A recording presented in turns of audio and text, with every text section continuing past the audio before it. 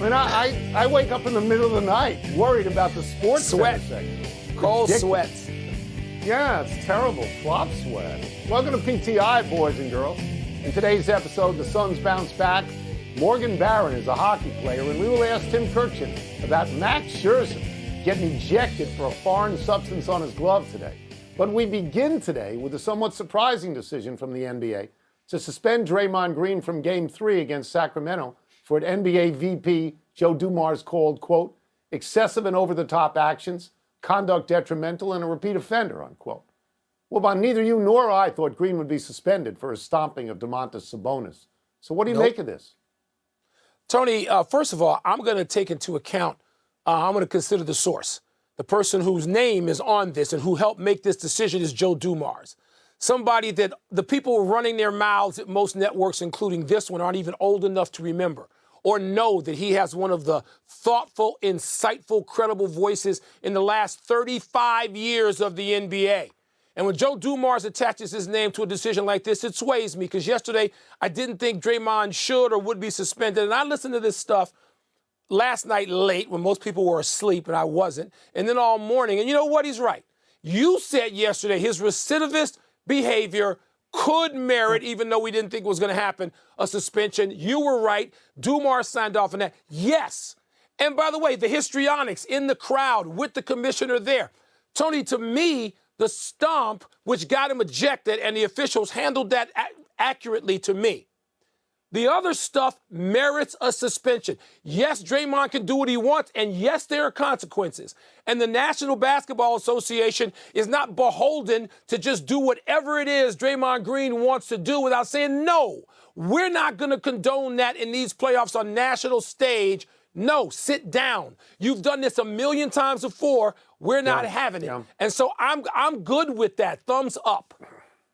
Yeah, I am surprised because I thought there were extenuating circumstances in the sense that Sabonis had a hold of Green's ankle. Yes. I'm not defending Green in any way, because as you know, I sat here yesterday and I said it's right out of the Christian Laettner's songbook, and I said, as you said, that he's a recidivist. There have been too many incidents, too many technicals over too many years. So it's not, the behavior at large is not defensible, but I'm a little bit surprised it happened. And I guess the people in the NBA are sick of this guy's act at this point. Yes. Look, the Warriors are the most popular team in the NBA. Everyone adores Steph Curry. They're on TV more than almost everybody else. So over a long period of time, not only have you gotten to see Curry and Thompson, but you've gotten to see the way Draymond Green behaves on the court. And there is, and again, I'd take him on my team happily, but there's a dossier this thick. And Joe Dumars said enough of this guy. And what is interesting to me is, who did Joe Dumars played with? He played with the Bad Boy Pistons. So he's got some sense about what goes over the line. And he must have thought this goes over the line, right? Again, I am surprised. Tony, listen. The Golden State Warriors are a disadvantage for Game 3. Okay, that's on one of their members. He knows it. Draymond Green is not some dope for people who don't know him, or they may look at the behavior and object to him and dislike him. Draymond Green knows what time it is. This behavior hurt his team. They're going to have a tough enough time winning at full strength, much less with him in the penalty box. So this is a big and important decision. And again, 24 hours ago, I was on the other side of it. Now I say, yeah, this is what needed to be done. Echoes of 2016 for people who remember that, when he missed Game 5 and they lost 5, 6, and 7. And years later, he blamed himself on the 73-win team of not winning a title. We move now to the Phoenix Suns, tying their series with the Clippers by winning last night by 14 points. The Suns got 38 points and 9 assists from Devin Booker, 25 points from Kevin Durant, who's now 1-7 in his last 8 playoff games. The Clippers bench again pummeled the Suns bench, this time 30-13. But the Suns shot 59% from the field. Wilbon, are you now persuaded that your Suns have righted the ship? Well, righted meaning it didn't capsize? I mean, yeah, because you go down 0-2 at home, and the Clippers, through the first 22 minutes of the game last night, the Clippers looked like a superior team. And I'm sitting there going, oh, my goodness. I mean, are we talking about some sort of cataclysmic fall apart again by the Suns? Tony, they won that game. Booker was great. Durant was great. Chris Paul was clutch. Ayton filled in perfectly where he needed to be, but the Suns have no bench again. They have no bench contribution. They haven't figured it out, and by they I'm meaning Monty Williams, who's one hell of a coach. They haven't figured it out. Ty Lue threw junk defenses at them, and he's going to continue to do it, and it's a masterful chess match that's going on there. The Suns, have they righted it? Are they, like, out of trouble? No. They shot nearly 60% last night, and the starters were great. That formula alone is not going to beat Kawhi Leonard and the Clippers, so they got a lot more figuring to do. That's a hell of a series. Okay, so you know what side I'm on in this. I'm on the Phoenix side because of Kevin Durant. All right. But I will say this, that is everything all right? Well, it's 1-1, so technically it's tied, but it still means Phoenix lost the home court. They got to go to L.A. and win at least one game. I don't know that they can necessarily do that. I wanted to get this because I think it's important. In 2 games now, the benches, the Phoenix bench has been outscored 64-23. That's a wide margin. As a result of that, Mike, at home, there are underlying factors, but as a result of that, Durant and Booker are playing ungodly minutes. Durant has gone 45 and 44, and Booker has gone 43 and 45. You can get away with that in the playoffs because there's no back-to-back. You have days off, but maybe it comes back to bite you. Maybe down the road it does come back to bite you. Then you're putting your starters in there for long periods of time. The Phoenix 4, as great as they are, 4 ain't beating the Clippers 9 in a long series if they can't get some help from somewhere. Let's move to the Stanley Cup playoffs, Tony. The Maple Leafs had home ice but got drilled by the Lightning in Game 1. The Kraken, I think I'm going to adopt the Kraken, beat the defending champion Avalanche in Seattle's first ever postseason game. The Rangers beat the Devils with in-season acquisitions Vladimir Tarasenko scoring a goal and my man Patrick Kane notching an assist. And the Jets beat the Golden Knights in a game that was overshadowed by Winnipeg's Morgan Barron, get this, taking a skate to the face, leaving the ice for 75 stitches reportedly, then returning to the game. He's a hockey player. Tony, who had the biggest win of the night. All right, so we have to know a couple of things. First of all the road teams won. All the lower-seeded teams won. None of the games was particularly close. Winnipeg, the Rangers, and Tampa Bay, I believe, won by 4 goals in the playoffs. 4 goals. I mean, this is a big deal. So what am I tempted to look at? I'm tempted to go to Winnipeg because, as you say, Morgan Barron, apparently it was the goalie skate that got him on the face. 75 stitches, and to come back, that alone is worth talking about. Seattle gets their first playoff win ever. They go on the road. They beat the defending Stanley Cup champions. That's a big deal. But I'm going to say it's Tampa Bay because Tampa Bay put 7 goals on Toronto in Toronto. That was 3-0 in the first period. Toronto supposedly was in a breakthrough year. I believe they had 50 wins this year. And Tampa Bay just blew their doors off, which is what happens when you've been in the last 3 Stanley Cup finals and you've won 2 of them.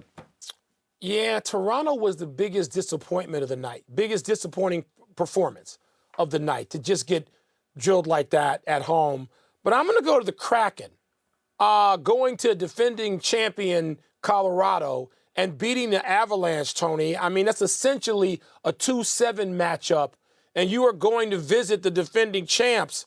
I mean, and it's your first ever playoff game as a franchise. Now, this is not totally unprecedented. We saw that from Vegas a few years ago. You know, they roll into the league and they immediately are good in the postseason.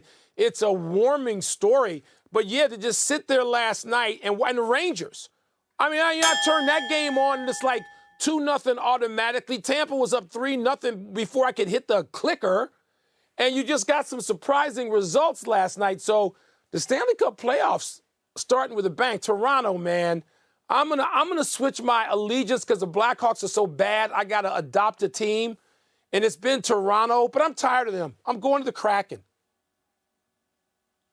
I'm sure all of the Pacific Northwest is thrilled. Let's take a break. Yes, they should. Coming up, Shohei hits a notable home run in Yankee Stadium. We will ask Tim Kirchin for any insights as to Shohei's future. We'll also ask him how the Padres are feeling about Fernando Tatis Jr. on the eve of his return finally to the field. Why was Shohei's home run at Yankee Stadium notable? You hated the name. We have talked basketball and hockey, and now it's time to get into some baseball with our great friend Tim Kirkjian. Tim, just a little while ago, Max Scherzer, the Warrior God, was tossed out of a game in Los Angeles where he was pitching for the Mets against the Dodgers. I think as he went out to the mound in the fourth inning, they sort of randomly checked him, and I guess they found goop. Are we back to looking for goop the way we did a couple of years ago with pitchers? Absolutely. At the end of last year, Tony, I was told all across the game that there are a bunch of pitchers that are using sticky stuff again, but there was no big crackdown at the end of last year, and we were told there would be a crackdown this year. And the tests have been random, so it's not just at the bottom of the first inning.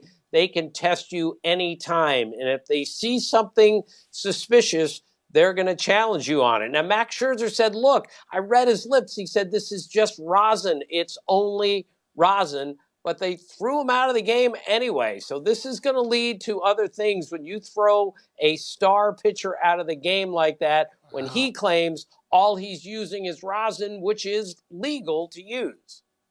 Wow. Didn't even stomp on anybody. Can you imagine?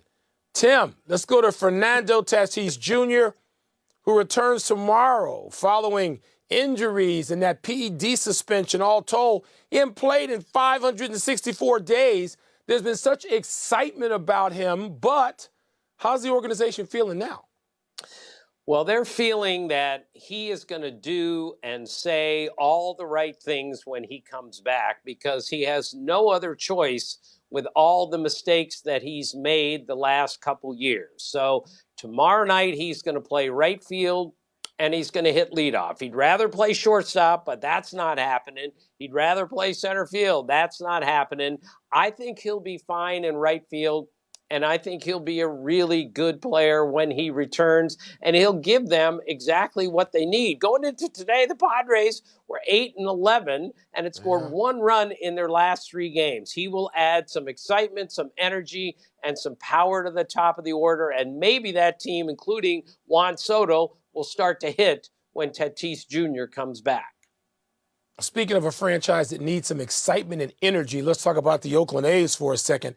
Some A's fans are planning a reverse boycott where everybody turns out to a game en masse to prove that the problem in Oakland is the quality of the team, not the fan base. I would disagree with that, having walked right into the ballpark with nobody checking anything several times over the last few springs. But nonetheless, would that have a real impact, Tim? A reverse boycott sounds like a one-off on this franchise not moving. Well, something has to be done here, Michael. This team either has to get a new ballpark immediately, or they're going to have to leave Oakland, because this is an untenable situation. They have the lowest payroll in baseball. They're 3-15. They've been outscored by 76 runs already.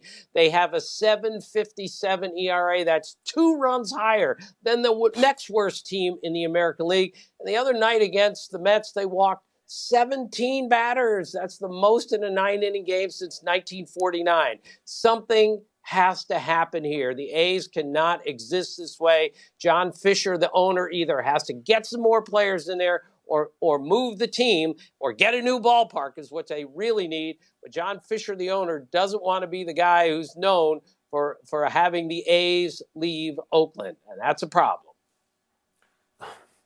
I'll stay in California for baseball, and I'll leave the A's alone for a second and let Wilbon tell you down the road about walking in there 4 or 5 more times. Because he does that when he covers the Warriors. Let me get to Shohei Ohtani. This is a bit of serendipity. Shohei Ohtani hit a home run in Yankee Stadium, all right, the other night. It was the 100th anniversary of Babe Ruth hitting the first home run at the old Yankee Stadium, which I believe was the house that Babe Ruth built. Do you have any insight? I mean, we're going to talk about Ohtani, excuse me, all year, and then we're going to look at where the Angels are in the standings, and we're going to try to deduce what happens next. So do you have any insight as to where Ohtani goes and what he does? Well, it's a little early for that, Tony, but he's going to go where the money is first and foremost, and he's going to get close to $600 million with the usual suspects, the Dodgers, the Mets, the Yankees, the Padres. They're all going to be in, as are the Angels. He's also going to go to a place where he can win because he is clearly tired of losing. But he's also obsessed by his own numbers, and he's going to want to go to a place where he's really comfortable hitting and pitching. And I'm told, for instance, he's not real comfortable playing in New York. He's not real comfortable playing at Dodger Stadium, but he is really comfortable pitching and hitting in Anaheim. So if the Angels somehow can make the playoffs and show him we're a playoff team and we're going to be a playoff team, I don't think it's out of the question that he ends up staying with the Angels. But we are going to discuss this every day for the rest of the season, and the story is going to change almost every single day. That's how big this is. He's the unicorn. I mean, he's the guy. Thank you, Tim. Thank you. Thank you, Tim. Appreciate it. I got a spot for him. Let him come hitting in Chicago and Wrigley Field. He gets some home runs there. That jet stream, baby. God. Let's take one last break. Still to come, Tua says he considered retirement. And could the Bucks still beat the Heat even if Giannis doesn't play tonight? Yeah, I like the unicorn. Maybe Shohei could play for the Bears and the... Happy time, people. Happy 37th birthday, Candace Parker. The two-time WNBA MVP in Los Angeles is now part of a super team in Las Vegas. Parker left Chicago, where she won a title in 2021, to play in Vegas with Asia Wilson, also a two-time MVP, Kelsey Plum, first-team All-WNBA player, and Chelsea Gray, the most recent Finals MVP. The Aces are defending champions. They're expected to be challenged by the New York Liberty, who recently signed Breanna Stewart. Adding to the intrigue is an ongoing investigation into Las Vegas for illegally paying players under the table. Parker won 2 NCAA titles at Tennessee and became the first overall pick in the 2008 WNBA draft. Recently, she was quite good on the NCAA Tournament Men's Show. Not just quite good. She was spectacular on that show, and Turner, whether it's talking about college basketball or the NBA. I got to get myself motivated again to go to Sky games, Tony, because the last couple of years, I would go and just sort of revel in Candace Parker being at home or hometown Chicago winning a championship. Now I got to, move on. We were glad to have her. Thrilled. Again, move on to the Kraken. Happy anniversary, Gene Segura. On this day 10 years ago, while on Milwaukee, Segura was involved in one of the strangest base runner incidents ever. Segura singled, then stole second. After Ryan Braun walked, Segura took off to steal third, but he got caught in a rundown. Braun correctly broke for second and made it, but Segura also made it back to second.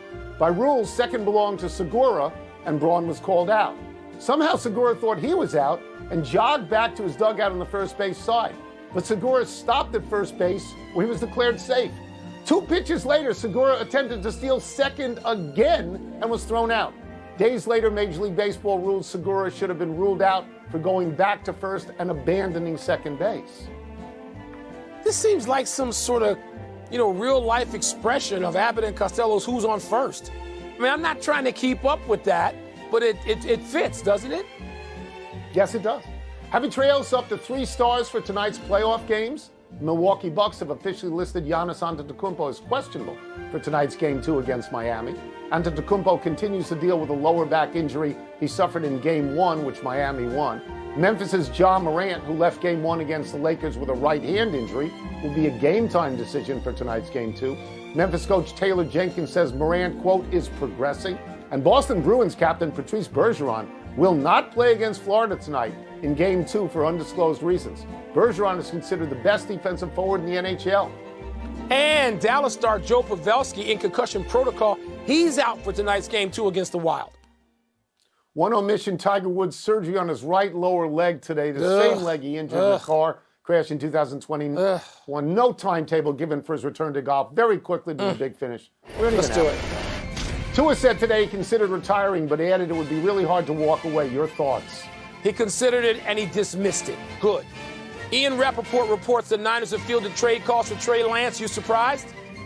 Yes, they traded up for him. Celtics and Cavs both won game 2. Bigger deal. Cavs even the series. Clayton Kershaw got his 200th win last night. Your thoughts? 200 wins, 88 losses. Best winning percentage of anybody who ever won 200. Last one, Kings at Oilers, game 2 tonight. Which way are you leaning? I'm not leaning. I'm rooting. The Oilers better win this game and even the series. We're out of time. Try and do better the next time. I'm Tony Kornheiser. I'm Mike Wilbon. Same time tomorrow, Knuckleheads. Tony, stay up and catch the first period. Come on now. Playoffs are awesome. Okay. Your sports. I will.